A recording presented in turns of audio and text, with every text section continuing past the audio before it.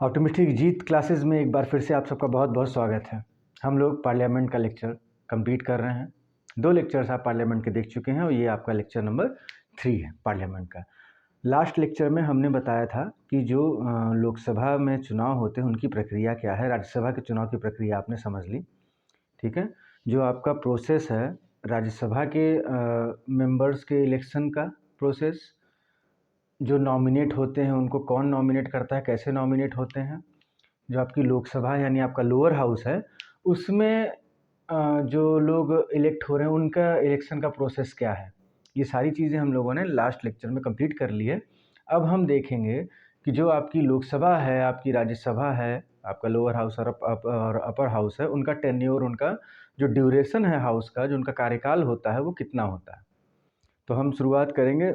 सबसे पहले हम देखेंगे duration of the Rajya Sabha. Duration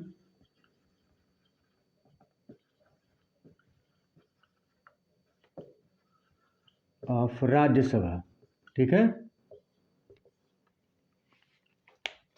अच्छा, कुछ लोगों की थोड़ी सी एक प्रॉब्लम आ रही है, उनको लग रहा है कि वीडियो बहुत लंबा है और इतना लेंदी वीडियो करने में उनको दिक्कत आ रही है। तो देखिए, ये टॉपिक ऐसा है ना पार्लियामेंट, मैंने इसको क्यों उठाया, क्योंकि इसमें इतने सारे कॉन्सेप्ट यूज़ होंगे जो आपके फिर इसके बाद ही आपकी पॉलिटी शुरू होगी। पार्लियामेंट जब मैं पढ़ा लूँगा ना, तब आप इंडियन पॉलिटी को अच्छे से समझ पाएंगे। और अगर मैं किसी भी टॉपिक को केवल उसके इम्पॉर्टेंट बातें बता के आगे बढ़ जाऊँगा, उसकी डिटेल्ड एनालिसिस आप तक नहीं पहुँचाऊँगा, अगर उसका संपूर्ण विश्लेषण नहीं करूँगा आपके सामने, तो मेरा ये इन लेक्चर्स को रिकॉर्ड करना बेकार है। जो ये लेक्चर्स मैं आपके लिए अवेलेबल करा रहा हूँ, उनका सिर्फ़ और सिर्फ इतना मकसद है कि उस टॉपिक पे आपको पूरी की पूरी कॉन्सेप्चुअल क्लैरिटी हो जाए, उसमें कोई डाउट ना रह जाए आपको।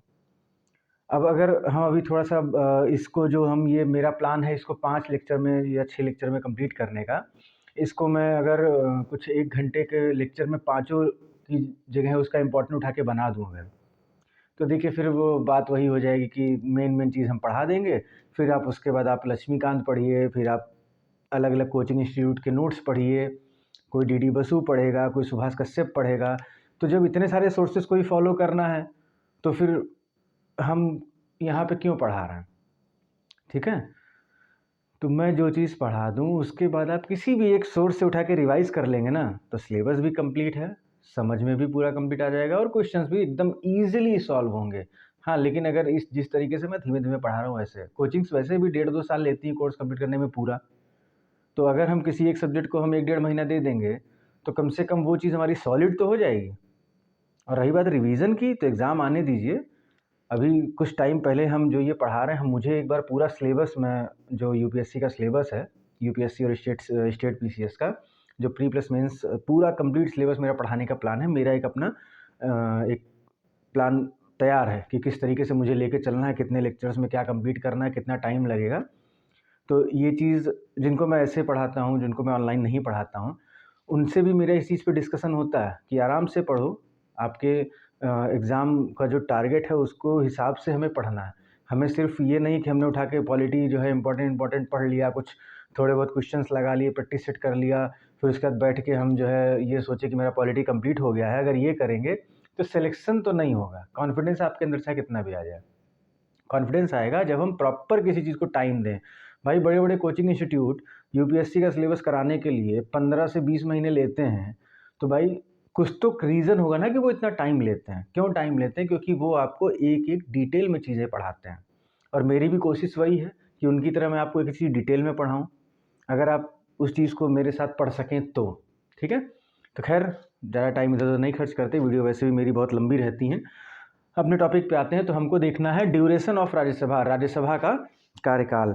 अच्छा, ये चीज़ आप लोगों को, बहुत से लोगों को पता होगी, बहुत से लोग नए हैं जो पहली बार पॉलिटी पढ़ रहे होंगे शायद मेरे वीडियोस के थ्रू। तो उनको बता दूं कि राज्यसभा आपकी जो है वो 1952 में बनी है, ठीक है। कभी कोई आपसे पूछे है कि राज्यसभा कब बनी है, तो आप बोलेंगे 1952 में। अच्छा, कल के लेक्चर में मैंने बताया था कि इसका जो हिंदी नाम था राज्यसभा, ये कब अडॉप्ट किया गया। पहले राज्यसभा के नाम से ये नहीं थी, पहले इसका नाम था council of the states. Clear है? सेकंड लेक्चर में मैंने बताया था पार्लियामेंट के सेकंड पार्ट में। तो काउंसिल ऑफ स्टेट्स ये था राज्यसभा का जो ओरिजिनेशन के समय जो नाम था, जिस समय राज्यसभा बनी उस समय उसका नाम था काउंसिल ऑफ स्टेट्स, और वो नाम लिया गया था 1954 में, 1954 में राज्यसभा और लोकसभा नाम दिया गया था। ठीक है, तो हम लोग बात कर रहे थे टेन्योर की। तो सबसे पहली बात तो ये है कि राज्यसभा का अपना कोई कार्यकाल नहीं होता, राज्यसभा का टेन्योर नहीं होता। बहुत इंटरेस्टिंग कॉन्सेप्ट है यहाँ पे, बहुत ध्यान से समझिएगा। अभी जो है वो छोटी सी चीज़ है, अगर समझ में आ गई तो बहुत अच्छी है, मज़ा आ जाता है। उसको समझाने में समय लगेगा, लेकिन है छोटी सी चीज़, तो समझा देता हूँ। आपको नहीं पसंद होगा तो आप थोड़ा सा बढ़ा लीजिएगा जब मैं इसका टेन्योर के बारे में एक अभी चीज़ बताऊँगा, जब मैं कॉन्सेप्ट पे आऊँगा। तो अभी ये जानिए कि ये जो है वो एक स्थायी सदन है, कंटिन्यूइंग चैम्बर है, स्थायी सदन है,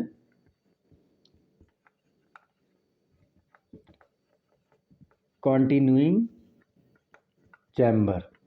ठीक है, मतलब ये कि राज्यसभा का अपना कोई टेन्योर है ही नहीं, वो क्योंकि वो कभी भी, जब से वो बनी है 1952 से, राज्यसभा जब से बनी है ना, तब से आज तक वो डिसॉल्व हुई ही नहीं है, राज्यसभा का विघटन हुआ ही नहीं, ना कभी होगा, क्योंकि वो एक स्थायी सदन है, वो एक स्थायी सदन है, कंटिन्यूइंग चैम्बर है। वो ये हाउस कभी भी डिसॉल्व नहीं हो सकता। ठीक है, अब क्यों नहीं हो सकता है, इसके कुछ चीज़ें हैं, ठीक है, वो हम आपको बताएंगे। तो इसमें ये जानिए कि जो राज्यसभा के मेंबर्स होते हैं, जो राज्यसभा के सदस्य होते हैं, हर 2 साल पे, ठीक है, एवरी 2 ईयर्स, हर 2 साल पे राज्यसभा के जो टोटल मेंबर्स हैं उनके 1/3 ये हो जाते हैं रिटायर। ठीक है, हर 2 साल पे राज्यसभा के 1/3 सदस्य जो हैं वो रिटायर हो जाते हैं। ठीक, अब ये चीज़ तो आपको पता है, लेकिन आप मतलब एक जनरली जो सिविल्स की पढ़ाई नहीं कर रहा है या जो इंडियन कॉन्स्टिट्यूशन को प्रॉपर नहीं पढ़ रहा है, आम भाषा में लोग बोलते राज्यसभा का 6 साल का कार्यकाल होता है। तो दरअसल में राज्यसभा का अपना कोई कार्यकाल नहीं है, क्योंकि वो तो स्थायी सदन है। ठीक है, वो एक कंटिन्यूइंग चैम्बर है, तो वो तो कभी बंद हो ही नहीं सकता। जो उसके सदस्य हैं उनका जो टेन्योर है, जो मेंबर ऑफ द राज्यसभा हैं, उनका टेन्योर 6 साल का होता है। अब ये कॉन्स्टिट्यूशन में कहाँ दिया हुआ है, ये क्वेश्चन की बात है। क्यों? क्योंकि राज्यसभा के टेन्योर को लेके कॉन्स्टिट्यूशन ने कुछ भी नहीं कहा है। कॉन्स्टिट्यूशन ने साफ साफ कहा था कि जो राज्यसभा का जो ये कार्यकाल या जो भी चीज़ें हैं, इनको डिसाइड करेगी आपकी पार्लियामेंट। ठीक है, ये किसको दिया गया है? पार्लियामेंट को ये चीज़ दी गई है। कॉन्स्टिट्यूशन में इसके टर्म के बारे में, इसके कार्यकाल के बारे में कोई भी बात नहीं बताई गई है। ये आपको समझ में आ गया। और ये जो मैंने बताया कि राज्यसभा के जो मेंबर हैं वो राज्यसभा के टोटल 1/3 मेंबर, 1/3 सदस्य हर दूसरे साल पर रिटायर हो रहे हैं। तो एक चीज़ यहाँ पे और दिमाग में आएगा कि जो रिटायर हो रहे हैं, क्या वो दोबारा राज्यसभा के मेंबर बन सकते हैं? तो हाँ, राज्यसभा जो एक बार रिटायर हो गया, एक बार जैसे राज्यसभा में आप इलेक्ट हुए, फिर आप रिटायर हो गए, तो ऐसा नहीं है कि आप दोबारा एंट्री नहीं कर सकते, आप दोबारा राज्यसभा के मेंबर नहीं बन सकते। ऐसा कोई भी आपके ऊपर प्रोहिबिशन नहीं है, ये इस चीज़ के लिए रोका नहीं गया है आपको। ठीक है, जो रिटायर होगा वो दोबारा भी जो है इलेक्ट हो सकता है आपके राज्यसभा में। ठीक है, अब जो हम बात बता रहे थे कि कैसे ये जो है, अब यहाँ पे वो उस कॉन्सेप्ट की मैं बात कर रहा था कि जो समझने में बड़ा मज़ा आता। तो अब जब टेन्योर की बात आती है तो देखिए, टेन्योर चूँकि कॉन्स्टिट्यूशन में नहीं फिक्स किया गया, टर्म जो है राज्यसभा के मेंबर्स का वो फिक्स नहीं किया गया है कॉन्स्टिट्यूशन में, जो हमारा संविधान में नहीं वर्णित है कहीं भी। तो क्या किया गया, पार्लियामेंट को राइट दिया गया। भाई कॉन्स्टिट्यूशन ने कहा कि भैया ये पार्लियामेंट निपटे, पार्लियामेंट ही अब जाने कि अब इसका टेन्योर कैसे होगा, क्या होगा। ठीक, अब पार्लियामेंट ने उसके लिए एक एक्ट बनाया, एक आपको पता होगा एक आरपीए एक्ट है। ठीक है, representation of the people act.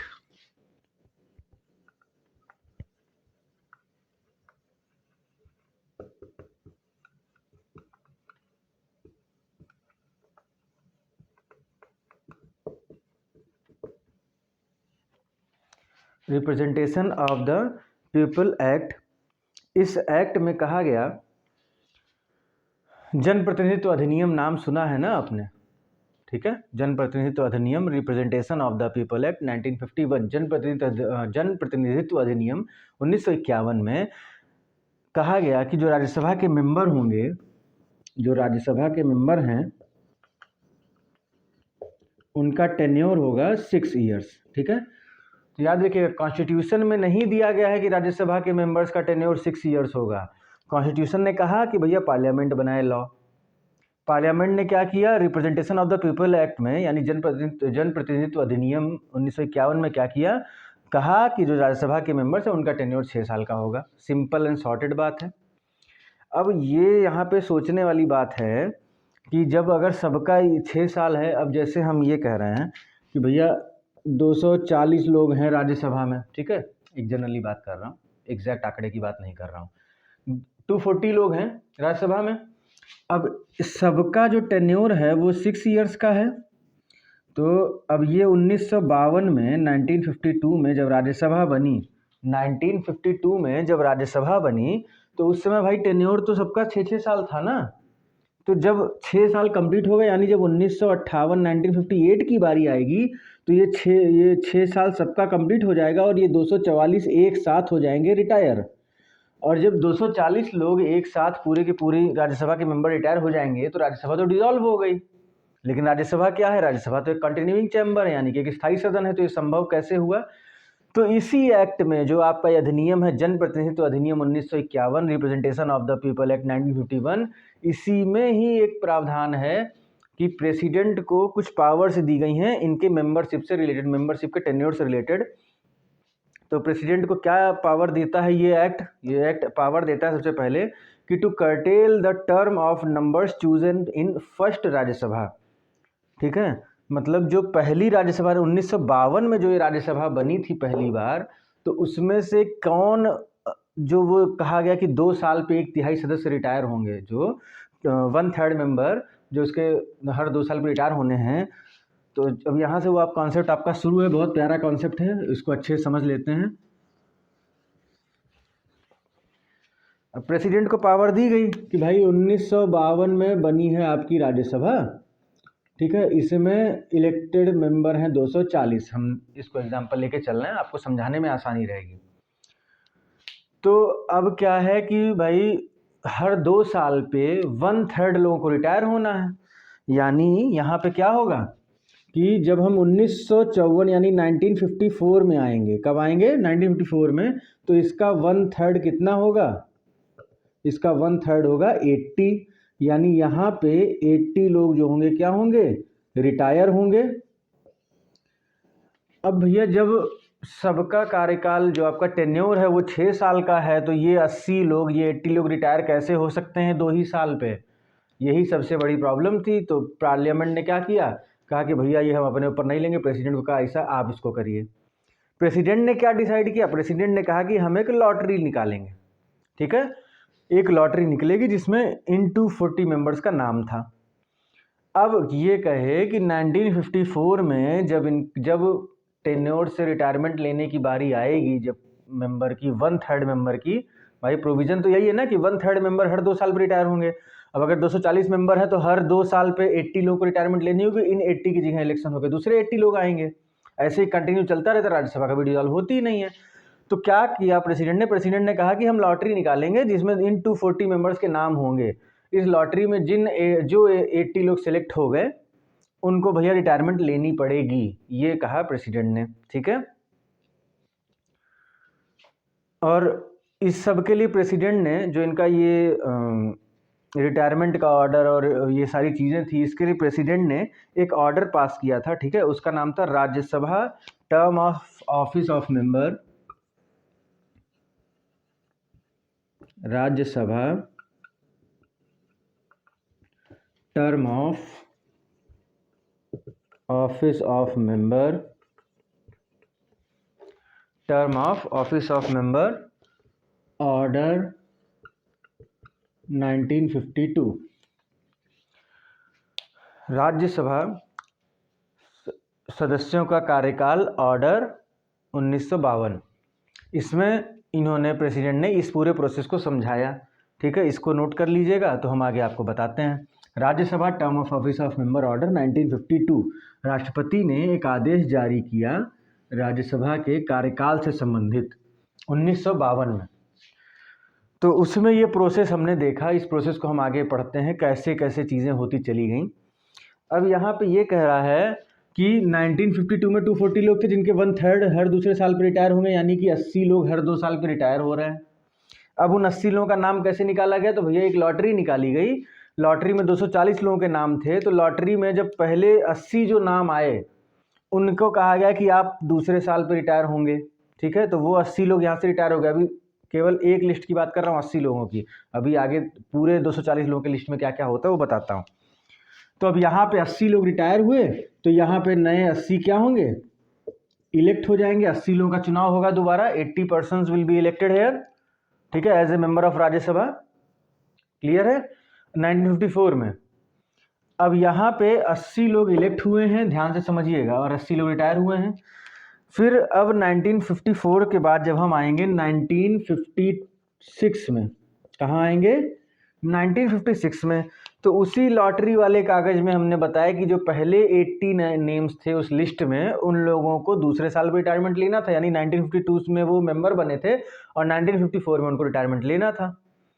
फिर 1954 में जब 80 लोग नए इलेक्ट हो गए, तो फिर 1956 में फिर से भाई हर दूसरे साल पे 1/3 पर्सन रिटायर होंगे, यानी 80 लोग रिटायर होंगे। तो अब 1956 में फिर 80 लोगों को रिटायर होना है। यहाँ पे फिर 80 लोग क्या होंगे? रिटायर होंगे। अब ये 80 लोग कौन रिटायर होंगे? जो वो लिस्ट निकाली गई थी, जो लॉटरी निकाली गई थी, उसमें जो दूसरी लिस्ट में 80 पर्सन्स के नाम थे, 80 मेंबर्स के नाम थे, भाई वो ये 80 लोग 2 साल रहे। उसके बाद के जो ये दूसरी लिस्ट में नाम आए इन 80 लोगों का, ये लोग 4 साल रहे। ये 1956 में रिटायर हो गए और इनकी जगह फिर इलेक्शन हुआ और 80 जो है वो नए इलेक्ट हो गए यहाँ पे। क्लियर है? कोई डाउट नहीं? क्लियर है। फिर इसके बाद फिर हर 2 साल पे चूंकि रिटायर हो रहे हैं, तो 1958 पे फिर रिटायर होना है। तो भाई टेन्योर कितना किया गया? 6 ईयर किया गया मेंबर का राज्यसभा के। अब जब राज्यसभा के मेंबर का टेन्योर 6 ईयर किया गया, तो भाई जो 1952 में बने थे, तो उनका तो 6 ईयर 1958 में कंप्लीट हो ही रहा है। 80 लोग यहाँ रिटायर हो गए थे, 80 लोग यहाँ रिटायर हो गए, तो 160 रिटायर हो चुके हैं। बच्चे जो बाकी के 80 थे, उन्होंने पूरा 6 साल का टर्म अपना कंप्लीट किया और यहाँ पे वो हो गए रिटायर। फिर इनकी जगह नया इलेक्शन हुआ और फिर 80 लोग आ गए। अब आप क्या देख रहे हैं कि यहाँ पे अभी तक एक बार भी राज्यसभा डिसॉल्व नहीं हुई है। कुछ रिटायर हो रहे हैं, उनकी जगह नए आ रहे हैं, फिर कुछ रिटायर हो रहे हैं, फिर उनकी जगह नए आ रहे हैं। अब यहाँ पे गौर करने वाली बात यह है, जब अगर आप ध्यान दे पाएँ, कि अब 1960 में फिर 80 लोगों को निकलना होगा, क्योंकि ये प्रक्रिया तो जो ये है, ये तो अनवरत चलती रहेगी, मतलब कंटिन्यूसली ये चलती ही रहेगी ये प्रोसेस, कि भाई हर दूसरे साल पे 80 लोग जो होंगे वो रिटायर होते रहेंगे। कोई इसमें वैसी प्रॉब्लम वाली बात है ही नहीं। तो अब यहाँ पे अब कौन रिटायर होगा? गौर से देखिएगा, 1954 में 80 लोग नए इलेक्ट हुए थे ना, 1/3 लोग इलेक्ट हुए थे 1954 में। तो इनका 6 ईयर कब कंप्लीट हो रहा है? 1960 में कंप्लीट हो रहा है। तो जब 1960 में इनका टेन्योर कंप्लीट हो रहा है, तो यही वाले जो 80 लोग हैं ये यहाँ पे होंगे रिटायर, ठीक है। यही वाले 80 लोग जो यहाँ इलेक्ट हुए थे, ये अपना 6 साल का टेन्योर कंप्लीट करके यहाँ रिटायर हो गए। फिर इनकी जगह 80 लोग नए आ गए, ठीक। और जब इनकी जगह नए 80 लोग आ गए, फिर भाई दूसरे साल पे होना है, तो 1962 की हम फिर बात करेंगे। 1962 वैसे भी बड़ा याद रखने लायक साल है, जिस साल हमारी चाइना से वॉर हुई थी, तो इम्पॉर्टेंट है 1962। उसी के बाद में आपके नेहरू जी की भी, आदरणीय हमारे जो पूर्व प्रधानमंत्री हैं, उनकी डेथ हुई थी। खैर, तो 1962 में फिर 80 लोग रिटायर होंगे। अब ये रिटायर होने वाले कौन से होंगे? 1962 की बात कर रहे हैं, तो यहाँ पे कौन रिटायर होंगे? जो अपने 6 साल का टेन्योर पूरा कर चुके होंगे, यानी कि 1956 वाले। कौन होंगे? जो 1956 में ये 80 लोग इलेक्ट हुए थे, 80 लोग जो है निर्वाचित होकर राज्यसभा आए थे, वही 80 जो होंगे यहाँ पे रिटायर हो जाएंगे। फिर इनकी जगह 80 लोग आ जाएंगे। तो आप देख रहे हैं कि हर 2 साल पे 1/3 यानी कि 1/3 मेंबर ऑफ द राज्यसभा क्या हो रहा है, रिटायर हो रहा है, ठीक है, they are retiring from their post, ठीक है।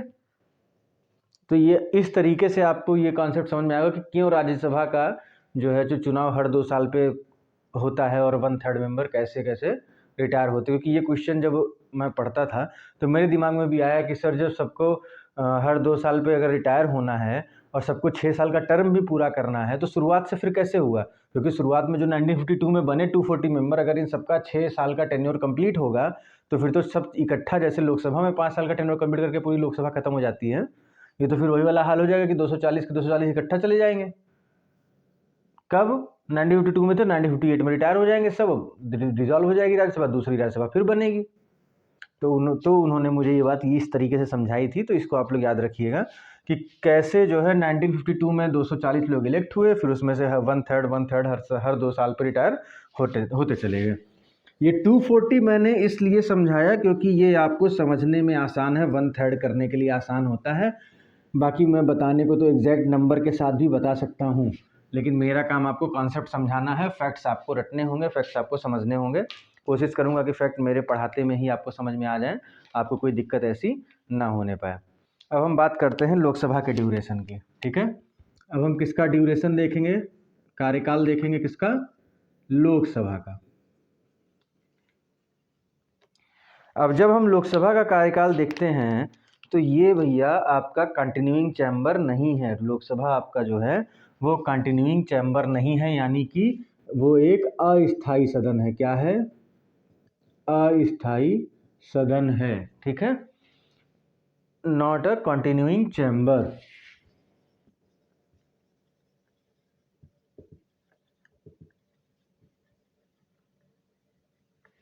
हम लिख इसलिए देते हैं कि जब तक मैं लिखता हूँ तब तक आप लोग उसको ध्यान से देखेंगे तो वो चीज़ आपको थोड़ा ज़्यादा फोकस करेगी, नहीं तो ये सब बातें तो मैं जनरली ऐसे बोल के आगे बढ़ सकता हूँ, ठीक है।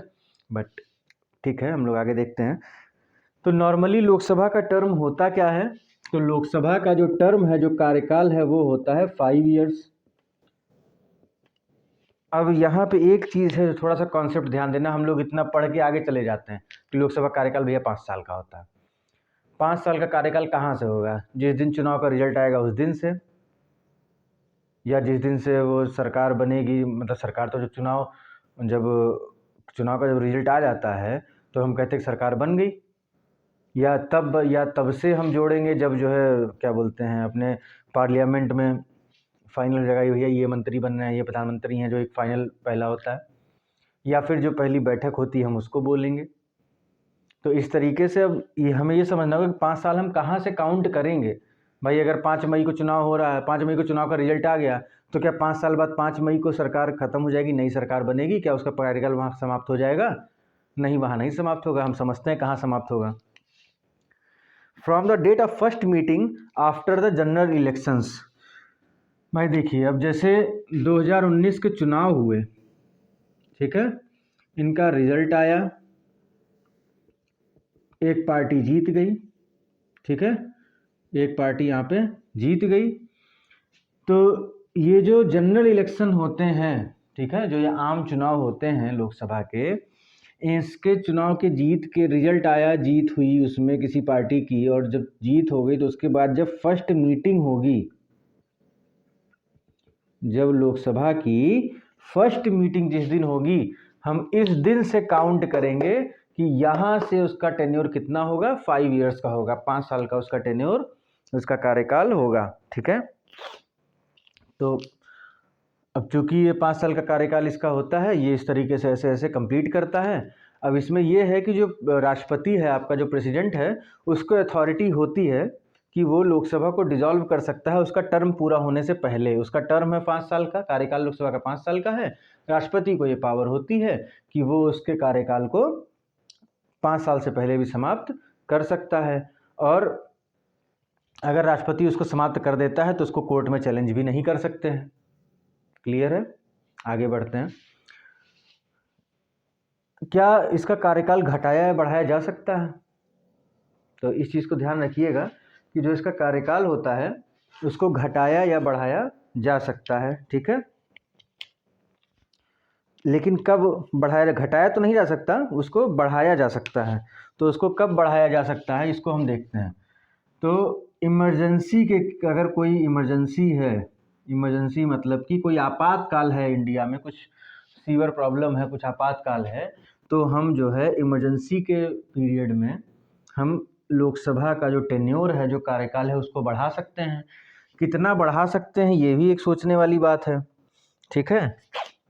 तो इसको बढ़ाने के लिए हमको ये याद रखना है कि हम एक बार में 1 साल के लिए बढ़ा सकते हैं, ठीक है। मतलब ये कि जैसे 2025 में इमरजेंसी हमारे यहाँ लगी, ठीक है, या अभी जैसे 2024 में हमारी जो लोकसभा चल रही है अभी, इसका 2024 में इसका टेन्योर एंड हो रहा है। भगवान ना करे कि 2024 में आ गई इमरजेंसी, कोई आपातकाल हो गया इंडिया में, तो उस पीरियड में हम लोकसभा के टेन्योर को बढ़ा सकते हैं, क्योंकि उस समय उस इमरजेंसी के पीरियड में चुनाव कराना पॉसिबल नहीं है, तो हम उसके टेन्योर को बढ़ा सकते हैं।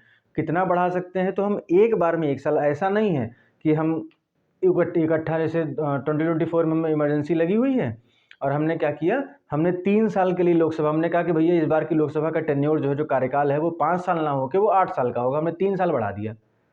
तो ऐसा नहीं हो सकता, आप 1 साल के लिए बढ़ा सकते हैं एक बार में। हाँ, आप 1 साल बढ़ा सकते हैं एक बार में। इसका मतलब ये है कि अगर आपने इस 2024 में आपने 1 साल के लिए बढ़ाया, उसके बाद फिर आप दोबारा से उसको 1 साल के लिए और बढ़ा सकते हैं, फिर उसको आप एक बार और बढ़ा सकते हैं 1 साल के लिए। मतलब आप उसको एक साल के लिए कितनी भी बार बढ़ा सकते हैं, लेकिन एक बार में 1 साल से ज़्यादा के लिए नहीं बढ़ा सकते। अगर टेन्योर हमारी लोकसभा का 5 ईयर्स है, तो इमरजेंसी में हम उसको 5 से 6 साल कर सकते हैं, ठीक है, 1 साल बढ़ा सकते हैं बस। अगर हमको ज़रूरत लगे तो हम उसके बाद फिर 1 साल के लिए बढ़ा देंगे, फिर ज़रूरत लगे तो फिर 1 साल के लिए बढ़ा देंगे, लेकिन एक बार में सिर्फ एक साल। ये याद रखिए, इम्पॉर्टेंट फैक्ट है और बहुत आप लोगों के काम आएगा कि इमरजेंसी में बढ़ाया जा सकता है। लेकिन ये मेन बात यही है कि एक बार में, मतलब अगर वन टाइम की हम बात करें, तो at a one time you can extend only for a year. आप केवल 1 साल के लिए एक्सटेंड कर सकते हैं एक बार में। हाँ, उसको बार बार रिपीट आप करके और बढ़ा सकते हैं। अब यहाँ पे कुछ इम्पॉर्टेंट चीज़ है जिसको हम देख लेते हैं, ठीक है, जो अमूमन आपको, वैसे तो मुझे बुराई नहीं करनी किसी की, बट एक बात बता रहा हूँ कि जनरली लोग उसको पढ़ाते नहीं हैं, मैं आपको उसको बता दे रहा हूँ, उसको नोट कर लीजिएगा। क्या हमारे लोकसभा का भी एक्सटेंशन हुआ है, मतलब कि कभी कार्यकाल को बढ़ाया गया है क्या? हुआ है ऐसा, ठीक है। जो हमारी 5th लोकसभा थी, कौन सी लोकसभा थी? 5th। जो हमारी 5वीं लोकसभा थी, उसके टेन्योर को बढ़ाया गया था, जो उसके कार्यकाल को क्या किया गया था, बढ़ाया गया था। और कैसे बढ़ाया गया, क्या हुआ, कैसे, तो उस चीज़ को हम समझते हैं। तो 1966 में, ठीक है, 1976 में 18 मार्च को, कब? 18 मार्च को भैया जो लोकसभा थी उसका टेन्योर कंप्लीट हो रहा था, मतलब 18 मार्च को उसको टेन्योर ख़त्म हो रहा था, वो डिसॉल्व हो जाती। अब क्या हुआ कि उस समय थी इमरजेंसी, तो एक नियम आया, एक एक्ट आया, ठीक है, एक्सटेंशन के लिए। उसका नाम था house of people extension of duration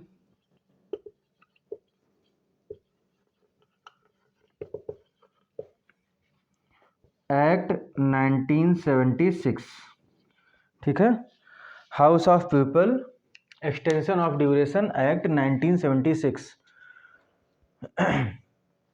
इसमें क्या किया गया, इसमें इसको बढ़ा करके, जो ये 18 मार्च 1976 को उसका टेन्योर ख़त्म हो रहा था, उसको बढ़ा के 18 मार्च 1977 तक के लिए एक्सटेंड कर दिया गया। 1977 के लिए, हमने बताया था ना 1 साल के लिए एक्सटेंड किया जा सकता है, उससे ज़्यादा नहीं। तो उसको 1977 में 18 मार्च तक के लिए एक्सटेंड कर दिया गया, यानी कि जो 5 साल का टेन्योर होता है उसको 6 साल का कर दिया गया, और उसको फिर से दोबारा बढ़ा के, ठीक है, इसी एक्ट का अमेंडमेंट किया गया, यानी संशोधन किया गया। इसमें संशोधन करके इसको फिर 1 साल के लिए और बढ़ा के कर दिया गया 18 मार्च 1978, 18 मार्च 1978, ठीक। ये चीज़ समझ में आई टेन्योर कैसे एक्सटेंड हुआ। अब यहाँ पे कुछ इंपॉर्टेंट चीज़ें हैं। अब होता क्या है, उस समय इमरजेंसी लगी हुई है, लेकिन उसी बीच 1977 में ही आपकी इमरजेंसी जो है वो लास्ट में ख़त्म हो जाती है। ठीक, इमरजेंसी आपकी हट जाती है। अब जब इमरजेंसी हटी तो उसके बाद हमारे कॉन्स्टिट्यूशन में एक प्रोविज़न है कि जो आप एक्सटेंशन करेंगे ना, जो ये एक्सटेंशन की बात हम कर रहे हैं, जो हम कह रहे हैं कि एक बार में 1-1 साल करके कितना ही बढ़ा सकते हैं, उसके साथ एक नियम ये है कि भाई इमरजेंसी में आपने लगाया, आपने इमरजेंसी में एक्सटेंशन कर दिया लोकसभा कार्यकाल को बढ़ा दिया, लेकिन अब जैसे आपने 1 जनवरी को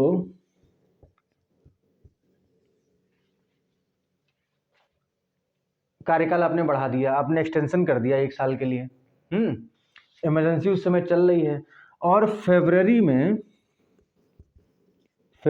क्या हुआ, फरवरी में वो इमरजेंसी जो थी वो हट गई। इमरजेंसी जब हटा दी गई तो इमरजेंसी हटने के बाद, ठीक है, इमरजेंसी के रिवोक होने के बाद में जो ये टेन्योर बढ़ाया गया था, वो इमरजेंसी हटने की डेट से, जिस दिन इमरजेंसी हट जाएगी उस इमरजेंसी की डेट, जो हटने की डेट से, और मैक्सिमम 6 मंथ तक ही जो है आप एक्सटेंशन कर सकते हैं।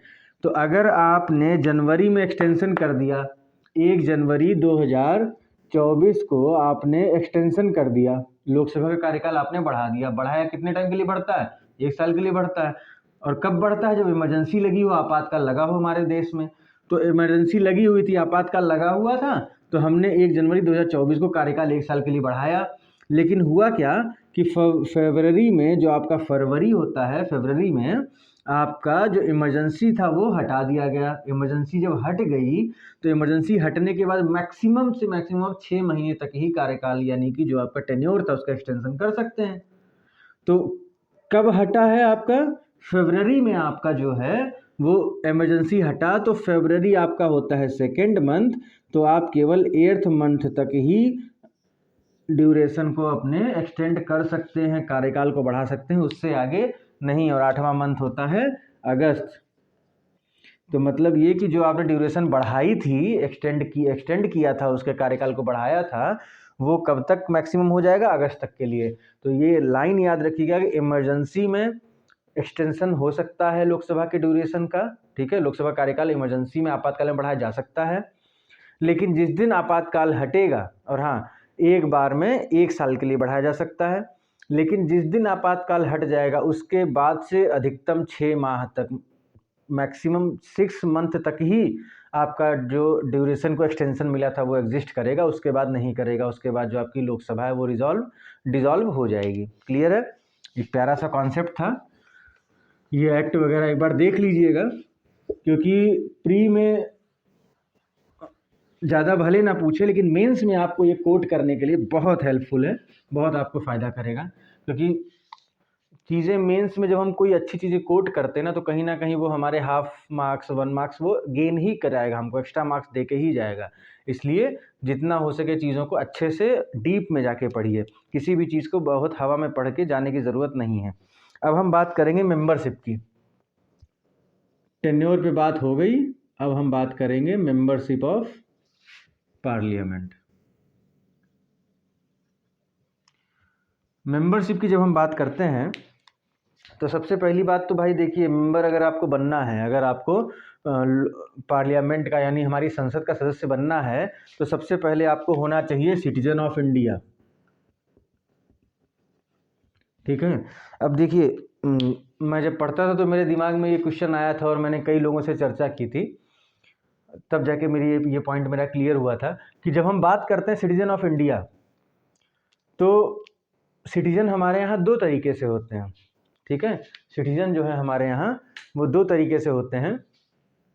एक तो वो सिटीजन हैं जैसे हम इंडिया में ही पैदा हुए, यहीं रहते हैं, तो हम हो गए सिटीजन। ठीक है। कुछ वो लोग हैं जो बाहर के देशों से होते हैं और काफ़ी लंबे समय तक रहने के बाद सारे नियम कानून जो आपके रूल्स हैं रेगुलेशंस हैं उनको फॉलो करने के बाद वो इंडियन सिटीजनशिप पा लेते हैं, वो इंडियन सिटीजन बन जाते हैं। तो कुछ जन्म से भारत के नागरिक होते हैं, कुछ नागरिकता को ग्रहण करते हैं, ठीक है। कुछ जो आपके सिटीजन्स हैं वो बाहर से आके इंडिया के सिटीजन बन जाते हैं। तो अब यहाँ पे क्या जो पैदा हुआ है इंडिया में, मतलब जो बाई बर्थ इंडिया का सिटीजन है, क्या वो केवल पार्लियामेंट का मेंबर बन सकता है, या जो बाहर से आके इंडिया का सिटीजन बन गया वो भी बन सकता है? तो ये इंटरेस्टिंग बात याद रखिएगा कि हमारे इंडिया में सिटीजन होने से मतलब है किसी भी पोस्ट के लिए सिटीजन होना ज़रूरी है, चाहे वो बाई बर्थ सिटीजन हो, चाहे वो कहीं से माइग्रेट करके इंडिया की सिटीजनशिप ले लिए हों। तो सिटीजन होना कंपलसरी है। ऐसा कोई कहीं नहीं लिखा है कि बाई बर्थ की बात कर रहा है या बाहर से आए हुए किसी पर्सन की बात कर रहा है जो इंडिया का सिटीजन बन गया। बट वहीं पे आप जब अमेरिका का कॉन्स्टिट्यूशन देखेंगे तो वहाँ पे जैसे जो प्रेसिडेंट बनता है तो उसको भी अमेरिका का सिटीजन होना ज़रूरी है, लेकिन वहाँ पे रूल है कि सिटीजन बाई बर्थ होना चाहिए। अभी इंडिया का कोई जाके अमेरिका में वहाँ की सिटीजनशिप ले ले तो वो प्रेसिडेंट का इलेक्शन नहीं लड़ सकता, क्योंकि वो माइग्रेटेड सिटीजन है, वो किसी और देश से आके वहाँ सिटीजनशिप लिया है, बाई बर्थ नहीं है। वहाँ पे बाई बर्थ का रूल है, हमारे इंडिया में बाई बर्थ माइग्रेटेड ऐसा कुछ भी नहीं प्रॉब्लम है, कोई भी बन सकता है, बस सिटीजन होना चाहिए, ठीक है। दूसरा भाई, इनको ओथ लेनी पड़ेगी, यानी इनको जो है वो शपथ लेनी पड़ेगी। शपथ जो भी भाई तरीका होता है, भी ओथ पे जब आएंगे तो उसमें हम बताएंगे, या चलिए हम यहीं पे उसको क्लियर कर दे रहे हैं कि जो ओथ होती है, ठीक है, इलेक्शन जो कमीशन होगी वो किसी एक पर्सन को डिसाइड करती है, ठीक है। सबको राष्ट्रपति नहीं दिलाते, हर चीज़ का आंसर राष्ट्रपति नहीं, तो प्रेसिडेंट ना सोचिए हर जगह। बहुत से लोग इसको तुरंत मन में आया होगा कि प्रेसिडेंट शपथ दिलाता है। प्रेसिडेंट सबको नहीं दिलाता, वो मंत्रियों को दिलाता है, और मतलब ऐसा नहीं बैठा है कि वो बैठ के 776 आपके मेंबर ऑफ पार्लियामेंट है सबको वो ओथ ही दिलाता रहा है। तो जो ओथ दिलाते हैं वो इलेक्शन कमिश्नर जो होता है वो डिसाइड करता है, ठीक। जो इलेक्शन कमीशन होती है वो डिसाइड करती है कि कौन ओथ दिलाएगा, और जब वो दिलाते हैं तो भाई जो मेंबर बनेगा उसको ओथ लेनी पड़ेगी। बिना ओथ लिए वो मेंबर नहीं बन सकता, बिना शपथ लिए वो मेंबर नहीं बन सकता, ठीक। और इसमें क्या चीज़ है खास, तो ओथ में देखिए आपको दो चीज़ें आपको याद रखनी होंगी यहाँ पे। ओथ में क्या होता है कि to bear true faith and allegiance to the constitution of India, मतलब कि जो हमारा संविधान है उसके प्रति सच्ची निष्ठा की जो भावना होती है उसकी वो शपथ लेता है, ठीक है, उसकी वो शपथ लेते हैं। और क्या कह रहा है कि to uphold the sovereignty and integrity of India, मतलब कि जो भारत की संप्रभुता है और एकता है उसको अक्षुण्ण रखने की शपथ लेता है, ठीक है। तो संविधान के प्रति सच्ची आस्था और निष्ठा की शपथ, और भारत की संप्रभुता और एकता की उसको अक्षुण्ण रखने की बात करता है, ये हमारे ओथ में होता है, ठीक। फिर हम आगे बढ़ते हैं, क्या बात हो रही है, बात हो रही है कि तीसरा पॉइंट की एज, जब हम मेंबरशिप की बात कर रहे हैं, सिटीजन होना चाहिए, ओथ लेनी चाहिए, जो भी भाई फिक्स किया गया है पर्सन इलेक्शन कमीशन के थ्रू, उसके सामने आपको ओथ लेनी ही पड़ेगी, ठीक। इसके बाद हम बात करते हैं एज की। तो जब हम लोकसभा की बात करेंगे तो मिनिमम एज 25 होनी चाहिए, जब हम राज्यसभा की बात करेंगे तो मिनिमम एज 30 होनी चाहिए। मतलब कि लोकसभा का मेंबर बनने के लिए आपको मिनिमम 25 ईयर्स का होना होगा, और राज्यसभा का मेंबर बनने के लिए आपको एटलीस्ट 30 ईयर्स का होना होगा, ठीक है। और कोई भी अगर ऐसी क्वालिफिकेशन जो पार्लियामेंट बनाती है बाय द एक्ट, कोई एक्ट आता है जिसमें कहा गया कि भैया अगर आपको मेंबर ऑफ पार्लियामेंट बनना है तो आपको ये चीज़ आपके अंदर होनी चाहिए क्वालिफिकेशन, तो ऐसी कोई क्वालिफिकेशन अगर पार्लियामेंट बनाती है तो आपको उसे भी कंप्लीट करना होगा। और कुछ एडिशनल क्वालिफिकेशंस होती हैं, ठीक है, उनको मैं ओरली बोल दे रहा हूँ, इंपॉर्टेंट होगी तो बताऊंगा। कुछ एडिशनल होती हैं जो आपके, ये तो आपकी दी हुई है कॉन्स्टिट्यूशन में सब, ठीक है। कॉन्स्टिट्यूशन में सिटीजनशिप के बारे में बताया है, ओथ के बारे में बताया है, एज के बारे में बताया है, और एक चीज़ और बताया है, वो क्या है कि भाई कोई भी क्वालिफिकेशन अगर parliament by the act create करती है तो उस क्वालिफिकेशन को भी आपको मानना होगा, मतलब उस क्वालिफिकेशन को भी आपको कंप्लीट करना होगा। फिर इसके अलावा कुछ जो है वो कॉन्स्टिट्यूशन में नहीं दी गई हैं, ठीक है, उनको हम बोलते हैं एडिशनल क्वालिफिकेशन, मतलब अतिरिक्त निर्भरताएं। तो उसको दिया गया है रिप्रेजेंटेशन ऑफ पीपल एक्ट, वही जो अभी हमने बताया था, RPA में शॉर्ट में लिख दूंगा, आप लोग समझ लीजिएगा। रिप्रेजेंटेशन ऑफ पीपल एक्ट, जन प्रतिनिधित्व अधिनियम 1951 में ही इसको लेके कुछ और क्वालिफिकेशंस बताई गई, जैसे कहा गया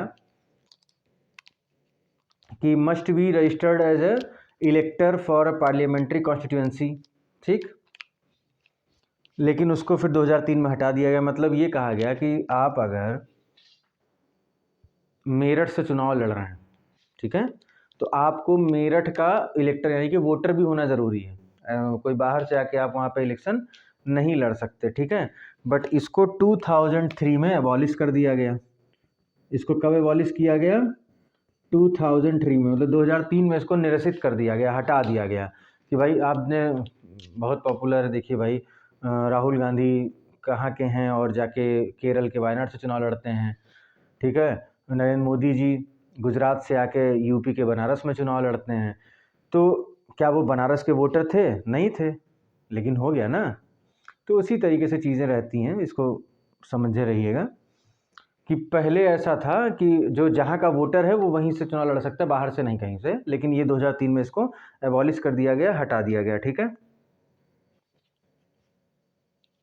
फिर है must be a member of SC/ST in any state और UT if he want to contest a seat reserve for them. भाई हम कल के लेक्चर में हमने आपको बताया था जो सीट अलॉट होती हैं तो वो उनका परसेंटेज के हिसाब से कि किसी स्टेट की क्या पॉपुलेशन है और उसमें कितने SC/ST हैं, उनके परसेंटेज, उनके रेशियो के, उनके अनुपात के हिसाब से ही उस राज्य को सीटें दी जाती हैं लोकसभा में कि आपकी इतनी सीटें रिजर्व होंगी SC/ST के लिए। तो अगर आपको रिजर्व सीट के लिए फ़ाइट करना है तो भैया आपको कहीं ना कहीं पूरे इंडिया के किसी स्टेट, किसी यूटी में आपको उस SC या ST कैटेगरी का होना ज़रूरी है। ऐसा नहीं है कि आप SC/ST की कैटेगरी के वाले सीट से चुनाव तो लड़ना चाहते लेकिन हैं आप जनरल हो, OBC। तो अगर आपको उस कैटेगरी से चुनाव लड़ना है तो आपको रजिस्टर्ड उसमें होना होगा। ये चीज़ें हैं। अब हम देखते हैं कुछ डिसक्वालिफिकेशन की बात करते हैं, निर्हरताएँ, ठीक है। हम कुछ डिसक्वालिफिकेशन यानी कि निर्हरताओं की बात करते हैं।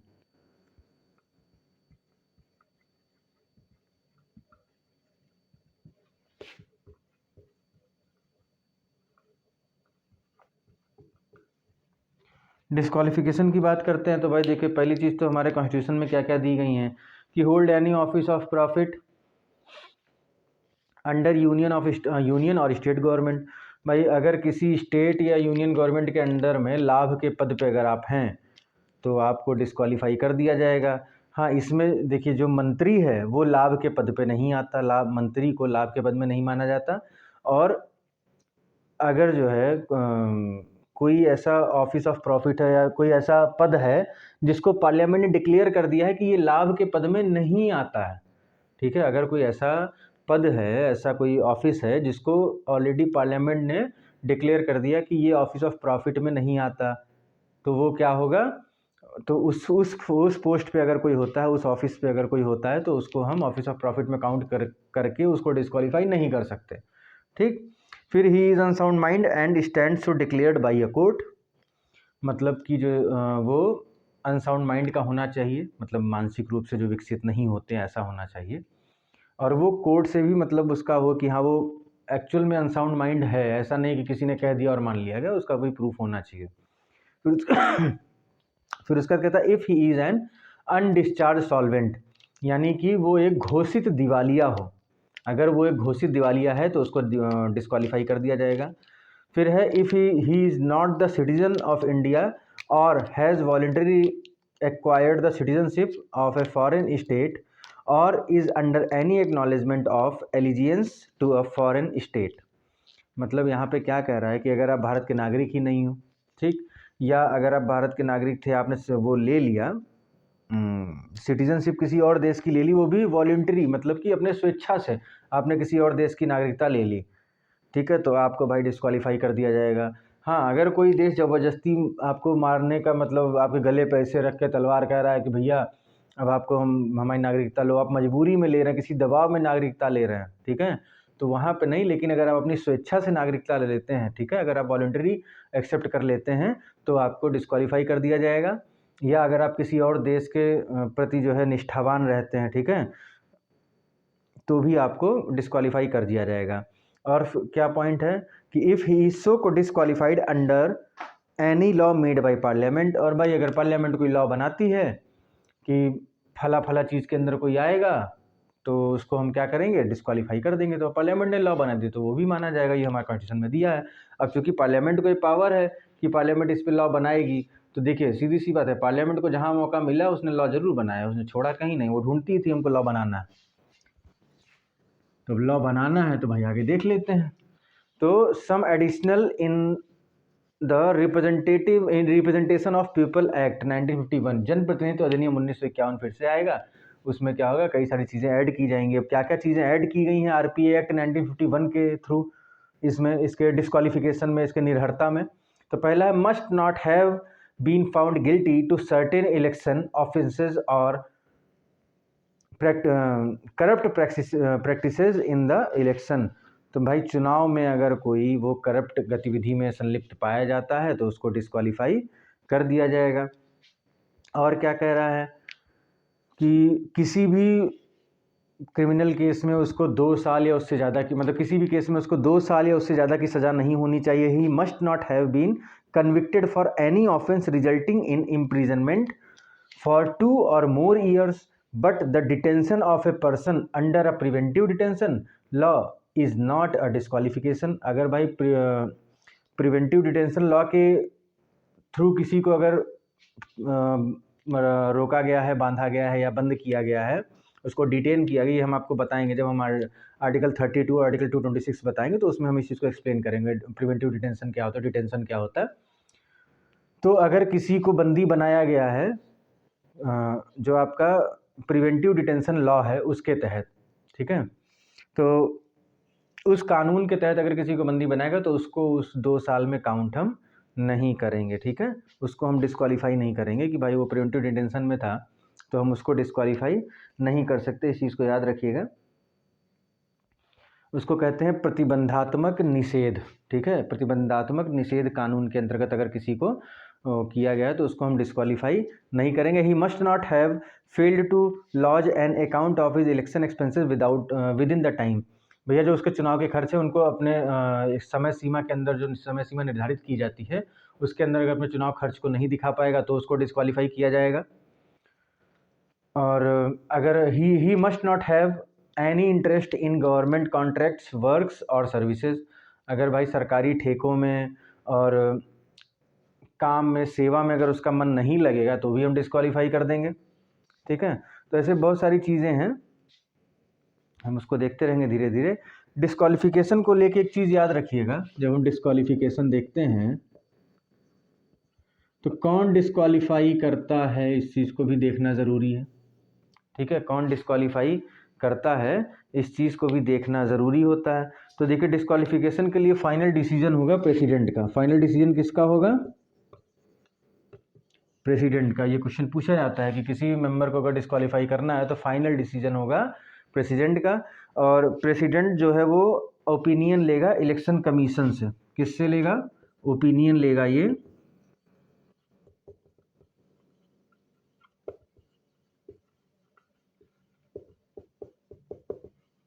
इलेक्शन कमीशन से, ये ओपिनियन लेगा, ठीक है।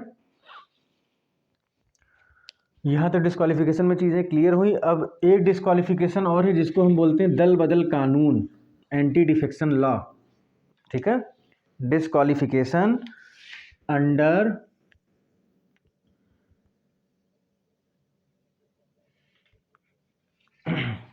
किसके अंडर की हम बात करें, डिस्क्वालिफिकेशन जो आपका दल बदल कानून है आपका, ठीक है, एंटी डिफेक्शन लॉ है उसके तहत, ठीक है, डिफेक्शन लॉ।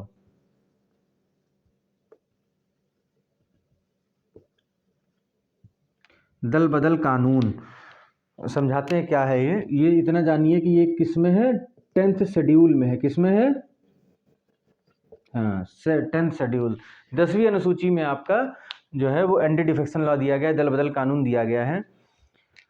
तो इसमें क्या कह रहा है कि कुछ पॉइंट्स हैं, याद कर लीजिए। पहला, if he voluntary gives up the membership of the political party on whole ticket on whose ticket he is elected to house. भाई जिस पार्टी के टिकट पे आप इलेक्ट होके आते हैं सदन में, लोकसभा में या राज्यसभा में, और उसके बाद आप उस वहाँ मेंबर बन के आ गए, जीत गए किसी पार्टी के नाम से, आप कांग्रेस के नाम से जीत गए या सपा के नाम से जीत के चले आए, और जीतने के बाद में आपने क्या किया, आपने जो है वो पार्टी छोड़ दी, ठीक है। तो वहाँ पे क्या होगा, आप डिस्क्वालीफाई हो जाएंगे। ये कहता है एंटी डिफेक्शन लॉ, दल बदल कानून 10, जो कि 10वीं अनुसूची में वर्णित है। फिर कहता है इफ़ ही वोट्स और abstains from voting in the house contrary to any direction given by his political party. आपको याद है सेकंड पार्ट में जब हम राज्यसभा में वोटिंग का बता रहे थे, हमने कहा था कि उसमें मतलब फर्स्ट पार्ट के लास्ट में एकदम बोला था, और सेकंड पार्ट में स्टार्टिंग में मैंने समझाया था कि वहाँ पर लिमिटेड ओपननेस होती है राज्यसभा में। जब राज्यसभा का चुनाव होता है तो पूर्णतः गुप्त मतदान भी नहीं होता और पूर्णतः खुला मतदान भी नहीं होता, ठीक है। उसमें आंशिक रूप से वो गुप्त मतदान होता है। कैसे होता है कि जब हम वोट डालने जाते हैं, तो अगर हम जैसे कांग्रेस पार्टी के हैं, हम अगर सपा के हैं, हम भाजपा के हैं, चलिए हम भाजपा मान लेते हैं, तो अगर हम भाजपा पार्टी को अपने आप को, हम भाजपा पार्टी से हम मेंबर हैं, हम वोट डालने जा रहे हैं राज्यसभा के मेंबर के लिए, तो हम क्या करते हैं कि जब वहाँ वोट डालेंगे ना, तो हमारी पार्टी से एक पर्सन, जैसे हमारे गांव वगैरह में और आप देखते होंगे बूथ पे एजेंट होते हैं ना, ऐसे ही वहाँ पे एक एजेंट बैठा होगा जो भाजपा का होगा। तो हम जब वोट डालेंगे तो हम उसको दिखाएंगे, बाकी हम पूरी दुनिया को या किसी और को नहीं दिखाते, लेकिन हम उसको दिखाते हैं कि भैया देख लो हम भाजपा पे ही डाल रहे हैं, ठीक है। तो अगर उस चुनाव में हम भाजपा को वोट नहीं डालेंगे, हम भाजपा के हैं, ठीक है, हम भाजपा से विधायक हैं, एमएलए हैं, और हम राज्यसभा के चुनाव में नहीं डाल रहे हैं, तो हमको डिस्क्वालीफाई किया जा सकता है, ठीक है। उसके लिए एक होता है, एक वर्ड टर्म यूज करते हैं, विप। क्या टर्म होता है, विप। विप जारी करता है, विप इशू करती है कोई भी पार्टी किसी भी इलेक्शन के लिए, मतलब जिस इलेक्शन में ओपन इलेक्शन नहीं होता है, ठीक है, सॉरी, जिस इलेक्शन में ओपन इलेक्शन होगा आपका, मतलब जहाँ पे पार्टी को ये बताना पड़ेगा पार्टी के मेंबर को कि वो किसको वोट कर रहा है, तो वहाँ पे विप कॉन्सेप्ट आता है। तो अगर पार्टी ने कह दिया कि अगर ए और बी 2 पर्सन खड़े हैं एक सीट के लिए, ए और बी पर्सन खड़े एक सीट के लिए, और अगर वो ओपन इलेक्शन है, मतलब वहाँ पे आपको अपना वोट दिखाना है कि आप इसको वोट दे रहे हो, तो वहाँ पे विप इशू होता है। और ये पार्टी ने कहा अगर कि आपको ए को ही वोट करना है, और आपने क्या किया, आपने ए को वोट ना करके किसी और को कर दिया, तो आपको क्या होगा, आपको डिस्क्वालीफाई कर दिया जाएगा। ये कहता है एंटी डिफेक्शन लॉ, ठीक है, दल बदल कानून, जो कि 10वीं अनुसूची में वर्णित है। If any independent elected member joins any political party, जैसे कोई इंडिपेंडेंट बन के आया, मतलब जो किसी पार्टी से नहीं था, वो जीत के आया और आने के बाद उसने क्या किया, उसने कोई पार्टी ज्वाइन कर ली, तो भी वो डिस्क्वालीफाई हो जाएगा एंटी डिफेक्शन लॉ के अंडर में, ठीक है। और अगर कोई नॉमिनेटेड मेंबर है, जैसे अगर मुझे राज्यसभा में मनोनीत कर लिया गया, अगर जब मुझे मनोनीत किया गया तब तक तो मैं किसी पार्टी से था नहीं भाई, मैं तो उन 4 क्षेत्रों से था, आर्ट, सोशल सर्विस, साइंस और लिटरेचर, कला, साहित्य, समाज सेवा और विज्ञान, इन क्षेत्रों से मैं था, मैं तो कोई पार्टी का मेंबर नहीं था। लेकिन जब मुझे राज्यसभा का मेंबर बनाया गया तो तो मैंने क्या किया कि मैंने कांग्रेस ज्वाइन कर ली सांसद बनने के बाद में। अब जब सांसद बनने के बाद हमने ज्वाइन कर ली कांग्रेस, तो हमको क्या हो गया, हमको जो है वो डिस्क्वालीफाई कर देंगे, लेकिन उसका भी एक पीरियड होता है, 6 महीने, ठीक है, after the expiry of 6 month. मतलब अगर 6 महीने के बाद में आप कोई पार्टी ज्वाइन कर लेते हैं तो आपको डिस्क्वालीफाई कर दिया जाएगा। अच्छा, ये डिस्क्वालिफिकेशन थी एंटी डिफेक्शन लॉ वाली, दल बदल कानून वाली, तो इसके लिए याद रखिएगा कि अगर जो है इसमें हम प्रेसिडेंट नहीं करता है फाइनल डिसीजन। इससे पहले जो डिस्क्वालिफिकेशन हमने पढ़ी, जो कॉन्स्टिट्यूशन में दे रखी थी, जो आरपीए एक्ट, जनप्रतिनिधित्व अधिनियम 1951 में दे रखी थी, उसमें हमने क्या कहा था कि प्रेसिडेंट जो होगा वो फाइनल डिसाइड करता है। लेकिन जब हम एंटी डिफेक्शन लॉ, दल बदल कानून की बात करते हैं, तो लोकसभा स्पीकर, ठीक है, यहाँ पर डिस्क्वालिफिकेशन कौन करेगा, लोकसभा में स्पीकर और राज्यसभा में चेयरमैन। जो राज्यसभा का चेयरमैन होता है भाई उपराष्ट्रपति भी होता है, खैर, ठीक है। तो चेयरमैन ऑफ राज्यसभा करेगा, डिसाइड करेगा डिस्क्वालिफिकेशन के क्वेश्चन पे राज्यसभा में, और स्पीकर करेगा लोकसभा में। क्लियर है ये चीज़।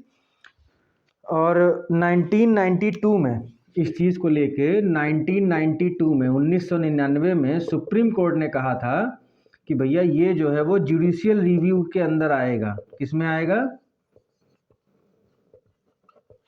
Judicial review. मतलब कि न्यायिक पुनरावलोकन के अंतर्गत ये आएगा। मतलब ऐसा नहीं कि स्पीकर ने किसी को कह दिया कि भैया ऐसा है आपकी आप जो है इस लॉ के तहत हम आपको एंटी डिफेक्शन लॉ दल बदल कानून के तहत हम आपकी जो सदस्यता है उसको समाप्त कर रहे हैं, हम आपकी मेंबरशिप को टर्मिनेट कर रहे हैं, हम आपको डिस्क्वालीफाई कर रहे हैं। तो ऐसा नहीं है कि वो इनका डिसीजन फाइनल हो गया। 1992 में सुप्रीम कोर्ट ने कहा कि ये भाई क्या बोलते हैं जुडिशियल रिव्यू के अंदर आएगा, मतलब इंसान कोर्ट इसके लिए जा सकता है। इसके बाद फटाफट से एक हम टॉपिक देख लेते हैं छोटा सा इसी में, या इसको हम अब आगे करेंगे, अगले लेक्चर में करेंगे नहीं तो ये बहुत ज़्यादा लंबा हो जाएगा। आप लोग ऐसे धीरे धीरे चलते रहिए। उधर हिस्ट्री की भी क्लासेस शुरू हो रही हैं, हिस्ट्री और करंट अफेयर की भी क्लासेस बहुत जल्द शुरू होने वाली हैं। तो बस एक साथ चलते रहिए, धीरे धीरे सब कुछ कंप्लीट हो जाएगा। अगले सेशन में हम, कल के लेक्चर में हम वैकेटिंग ऑफ सीट्स पढ़ेंगे, ठीक है। जो सीटों की रिक्तता होती है हाउस में, सदन में, हम उसके बारे में कल पढ़ेंगे। कुछ सेशन ठीक लग रहा है, अगर आपको चीज़ें समझ में आ रही हैं तो थोड़ा सा इसको शेयर करिए, जिससे कि और भी लोग इससे लाभान्वित हों और हमारे भी थोड़ा सा हमारा उत्साहवर्धन हो। बाकी मेरा पूरा प्रयास है, मैं पूरी तरीके से कोशिश कर रहा हूँ कि आप लोग को सारी चीज़ समझ में आए, कोई डाउट ना रह जाए। मैं जिन चीज़ों को अक्सर लोग 1-2 मिनट में बस बता के और आगे निकल जाते हैं, उस पे मैं 10-10 मिनट दे दे रहा हूँ, 8-8 मिनट दे दे रहा हूँ। तो उस मेहनत को समझिए और उस चीज़ को ध्यान से लेके आगे बढ़िए, क्योंकि जल्दबाजी मत करिए कि हमको 15 दिन में ये सब्जेक्ट ख़त्म करना है, 20 दिन में वो सब्जेक्ट ख़त्म करना है। ऐसे करने से कभी हो ही नहीं पाता है, कभी कुछ भी। आप जल्दबाजी में सब कुछ करते चले जाते, होता नहीं है। अभी आपको लग रहा है ना कि एक दिन में एक ही लेक्चर है, तो आप इसके लिए परेशान ना होइए। इतिहास की क्लासेस भी शुरू हो चुकी हैं, करंट अफेयर की भी शुरू हो चुकी हैं, ठीक है। अभी आपको मिलने लग जाएंगी धीरे धीरे। तो धीरे धीरे स्पीड पकड़ता है ना इंसान, स्पीड हम पकड़ रहे हैं। आप भी चलिए हमारे साथ और 1 साल का समय दीजिए। 1 साल में आपका सारा कोर्स एकदम pre plus mains with current affair हर एक चीज़ धीरे धीरे कंप्लीट होगी। बस थोड़ा संयम रखिए। आप ये अगर चाहते हैं कि कोई शुरुआत में ही आए और 15 दिन में उड़ा के सब एक जो है बुक 15 दिन में ख़त्म किया, दूसरी 10 दिन में ख़त्म किया, तीसरी 5 दिन में ख़त्म किया, ऐसे ख़त्म करने से वो जो 3 घंटे में पूरी पॉलिटी पढ़ा रहे हैं, जो 4 घंटे में पूरी पॉलिटी पढ़ा रहे हैं, वो सिर्फ रिवीजन होता है। आप एक बार पहले कंप्लीट तो पढ़ लीजिए। मैं रिवीजन नहीं करवा रहा हूँ, मैं कंप्लीट पढ़वा रहा हूँ। आपने बिल्कुल पूरा ढंग से पढ़ा नहीं है और आप जो है आके हमको दिखा रहे हो कि भैया सर ये तो 4 घंटे की वीडियो में उन्होंने पूरी पॉलिटी पढ़ा दी, आप तो 4 घंटे में पार्लियामेंट कंप्लीट कर रहे हैं। तो भाई हम पढ़ा रहे हैं, वो जो 4 घंटे में पूरी पॉलिटी वो रिवीजन है। उस चीज़ को ध्यान से समझिए, उस चीज़ के लिए शिकायत ना करिएगा। अच्छे से पढ़िए, धीरे धीरे समय दीजिए। 1 साल से आपका 1.25 साल में पूरा एकदम कोर्स कंप्लीट होगा। प्री प्लस मीन्स सारे सब्जेक्ट एक्सेप्ट ऑप्शनल अभी मैं प्लान कर रहा हूँ, बताऊँगा आप लोगों को। ठीक है, thank you so much for joining the session. मिलते हैं नेक्स्ट सेशन में।